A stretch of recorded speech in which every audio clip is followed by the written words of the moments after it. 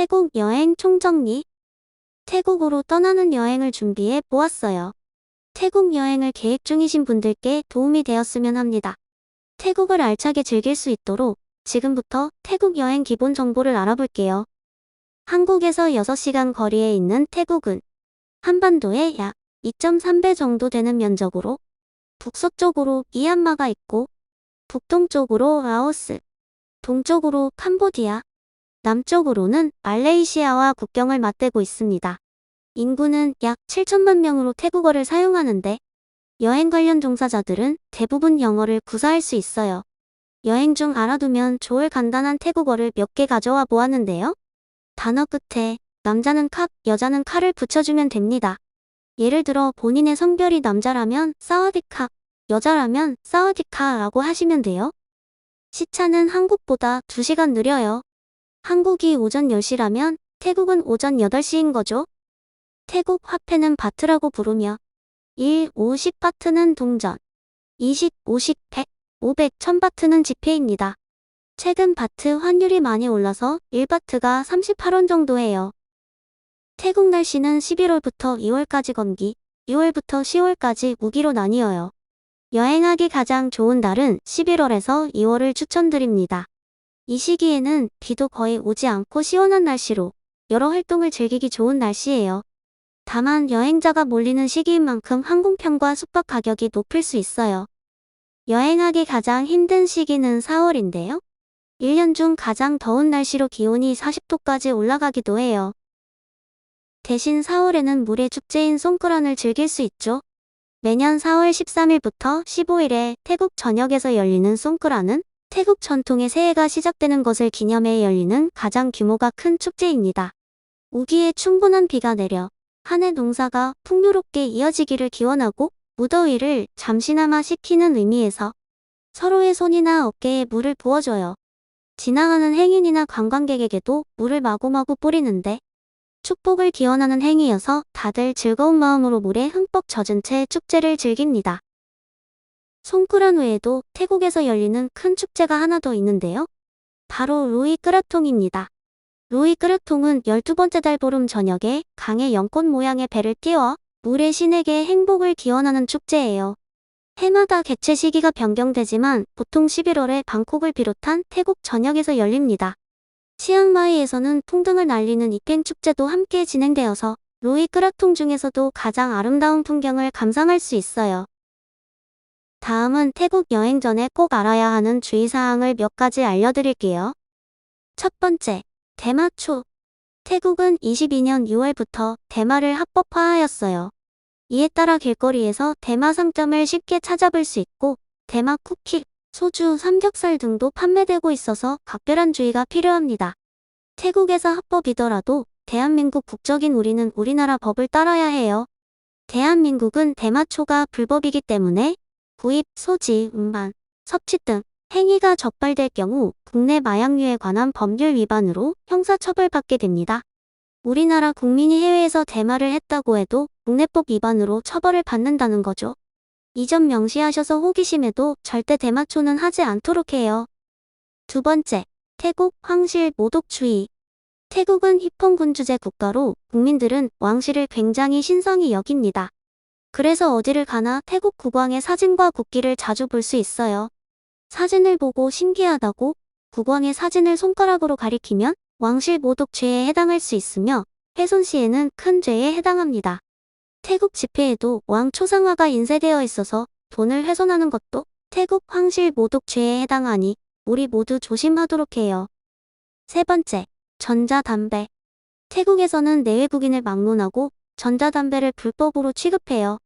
전자담배 단속 시 벌금과 징역 모두 해당한다고 하니 꼭 집에 두고 오세요.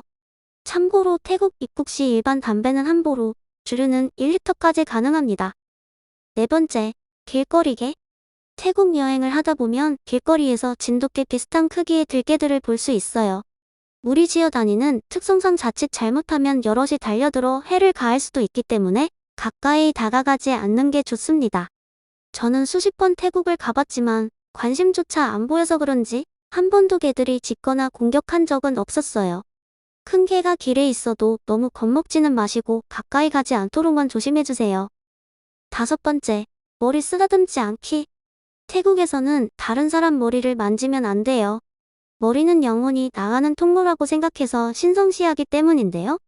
혹시나 여행 중 태국 어린아이들을 만나도 귀엽다고 머리를 쓰다듬으면 안 됩니다. 6번째, 소매치기. 유럽처럼 태국 관광지 곳곳에도 소매치기가 있어요.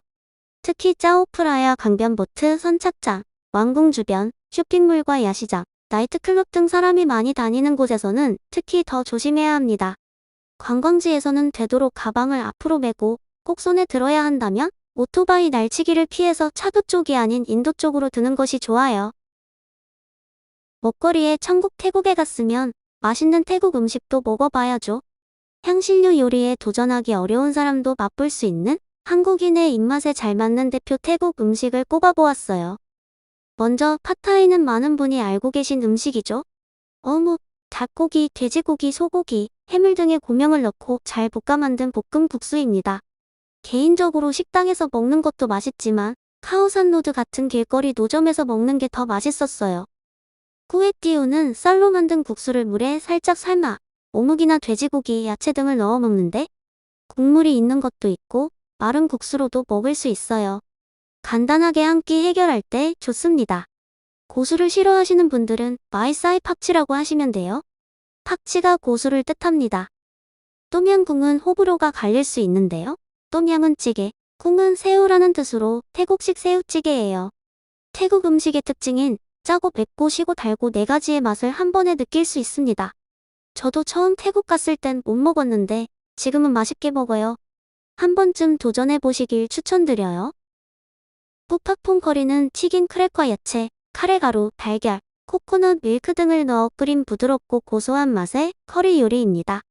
한국인들에게 인기가 가장 많은 요리이죠. 딱딱한 게가 아니라 주로 소프트젤을 사용하는데 게살만 발라서 만든 것은 푸팍퐁 커리 느아라고 불러요. 이 푸팍퐁 커리와 볶음밥인 카우팟을 같이 먹으면 최고예요. 카우팟은 향신료가 전혀 들어가지 않아서 태국 음식이 입에 맞지 않는 분들도 무난하게 즐길 수 있습니다. 새우 볶음밥은 카우팟꿍, 게살 볶음밥은 카우팟부, 해산물 볶음밥은 카우팟 탈레 등으로 이름이 달라지는데요. 푸팍퐁 커리를 먹을 땐 카우팟보로 주문하면 게살을 2배로 즐길 수 있어요. 카우카무는 중국 이민자들에게서 유래한 요리로 간장과 약재를 넣어 고운 족발을 밥 위에 얹어 먹는 메뉴입니다. 백종원 선생님이 스트리트 푸드 파이터에서 로컬 맛집을 소개해서 한국인에게도 유명해졌어요. 일반 식당에서는 잘 판매하지 않고 따로 카우카무 전문점에서 맛볼 수 있습니다. 팥퐁파이댕은 모닝글로리 볶음 요리예요. 우리나라로 치면 공심채 볶음이죠. 거슬리는 향이 전혀 없어서 태국 음식 초보자에게도 부담 없는 메뉴입니다. 부모님 모시고 여행 가신다면 필수 메뉴로 추천드려요. 턱만꿍은 새우를 다져 튀긴 요리인데요. 향신료를 넣지 않아서 태국 음식 초보자나 아이들에게 인기가 많아요. 꿍채 남플라는 액젓에 담근 새우 요리로 새콤하고 매콤한 맛입니다. 익히지 않고 생으로 먹는 요리이기 때문에 새우 신선도가 중요해요. 깔끔한 식당에서 맛보시는 걸 추천해드려요. 쏨땀은 태국식 샐러드로 파파야, 고추, 마늘, 땅콩 등을 절구에 넣고 찌은 뒤 짭짤한 생선 소스를 섞어 잘 무친 요리입니다. 카오니어 오이랑 함께 먹으면 한 그릇 뚝딱이에요. 주문할 때 맵기를 물어보는 곳도 있는데 저는 매운 걸 잘 못 먹는데도 쏨땀은 꼭 맵게 해달라고 해요. 매콤한 쏨땀이 훨씬 맛있습니다. 매운맛은 페펫이라고 하면 돼요. 중국에 허거, 일본에 샤브샤브가 있다면 태국에는 숫기가 있어요. 맑은 육수에 어묵, 소고기, 해물, 채소 등을 데쳐서 소스에 찍어 먹는 요리입니다. 대표 음식점으로는 MK 레스토랑으로 태국 곳곳에 체인이 있어요. 마지막은 태국 디저트 망고밥이에요. 찹쌀밥에 소금과 설탕으로 간을 해서 졸인 코코넛 밀크를 흡수시킨 뒤 망고를 곁들여낸 음식입니다.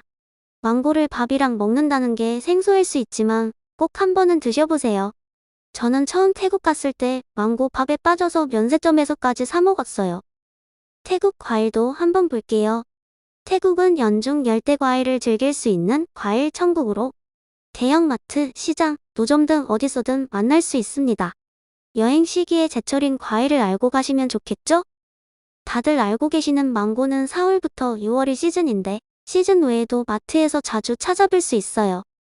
과일의 왕이라 불리는 두리안은 울퉁불퉁 가시가 돋은 껍질 속에 부드럽고 달콤한 속살을 가지고 있습니다. 현지인들은 천국의 맛이라고 표현하지만 고약한 냄새 때문에 호불호가 갈리는데요. 대부분의 호텔은 냄새 때문에 반입금지일 정도입니다. 호텔에 가져갔다간 벌금을 낼 수도 있으니 밖에서 드시는 걸 추천드려요. 성질이 뜨거워 술과 함께 먹는 것은 위험하고 속이 찬 분들에게 좋습니다. 망고스틴은 과일의 여왕이라 불리는데요. 짙은 자주색 껍질을 눌러 벗기면 마늘처럼 몽실몽실 붙어있는 하얀 열매가 나타납니다. 맛은 매우 달아서 아이들이 좋아해요. 다만 망고스틴은 두리안과 반대로 속을 차게 만들어서 많이 먹으면 배탈이 날 수 있습니다. 또 색소가 강해서 침구나 수건에 묻으면 절대 안 지워지니 호텔에서 드실 땐 조심하세요. 파파야는 12개월 내내 맛볼 수 있는 과일이에요. 호텔 조식에도 많이 나오는 과일로 잘 익은 파파야는 오렌지색을 띠며 씨를 빼고 생으로 먹습니다. 덜 익은 녹색 파파야는 솜땀 재료로 사용돼요. 람부탄은 성게 모양의 빨간 껍질 속에 흰색 과육이 들어있어요. 과육의 반 이상은 씨이어서 통째로 입에 넣어 씨를 발라 먹으면 됩니다. 즙이 많고 새콤달콤한 맛이에요. 수박은 한국의 맛과 크게 다를 게 없지만 수박 주스인 땡목바는 꼭 한번 드셔보세요.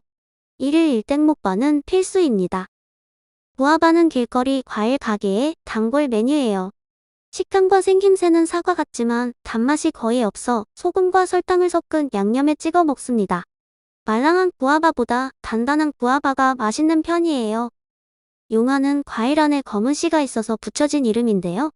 포도송이처럼 생긴 황토색 과일로 손으로 껍질을 벗기면 반투명한 젤리 상태의 과육이 나옵니다. 단맛이 아주 강해서 용안으로 만든 티도 맛있어요. 잭프루트는 두리안과 비슷하게 생겼지만 자세히 보면 껍질이 달라요. 과육은 노란색으로 쫄깃한 맛입니다. 손질이 어렵기 때문에 과육만 발라놓은 제품으로 구매하시는 게 좋아요.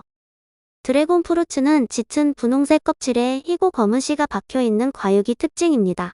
식감은 키위와 비슷하지만 새콤달콤한 맛은 전혀 없어요. 시원하게 해서 먹으면 소화 촉진제 역할을 합니다. 파인애플은 정말 흔하게 볼 수 있는데요. 파인애플로 만든 카우파사빠로지라는 볶음밥도 한번 맛보시길 추천드려요. 코코넛은 태국 요리에 자주 사용되는 재료로 생 코코넛뿐만 아니라 코코넛 아이스크림, 말린 코코넛 등의 형태로도 많이 판매해요. 디저트로 드셔보세요. 여기까지 태국 음식과 과일 소개였습니다. 다음은 태국 여행 포인트를 하나씩 살펴볼게요. 태국은 치앙마이를 중심으로 북부, 방콕을 중심으로 중부, 푸켓을 중심으로 하는 남부로 나눌 수 있습니다. 태국 여행하면 방콕을 가장 많이 가실 텐데요. 방콕은 역사와 전통이 담긴 문화유산부터 관광객을 유혹하는 나이트 라이프, 그리고 근교 관광지까지 다양한 매력을 갖춘 곳이죠. 방콕 다음으로 태국에서 큰 도시인 치앙마이는 아름다운 초록색 자연 풍경 속에서 조용히 쉴 수 있고 분위기 좋은 카페와 맛있는 음식점이 많아서 보름 살기나 한 달 살기를 하러 많이 가는 여행지예요. 휴양을 원하시는 분들에게 추천드립니다. 또 해발 300m의 고산지대여서 골프 마니아들에게는 라운딩이 적소로 알려져 있어요. 태국을 대표하는 휴양지는 파타야, 크라비, 호아인, 코사무이 등이 있지만 그 중에서도 푸켓은 눈부신 해변과 아름다운 자연 환경으로 아시아의 진주라고 불리며 태국을 대표하는 휴양지예요. 오늘은 태국 여행 포인트 3곳, 방콕, 치앙마이, 푸켓을 빠르고 간단하게 알려드렸는데요. 다음 영상에서는 여행지별로 나눠서 자세히 살펴볼게요. 여기까지 태국 여행 총정리, 기본 정보 편이었습니다. 유익한 정보가 되었길 바래요. 안녕.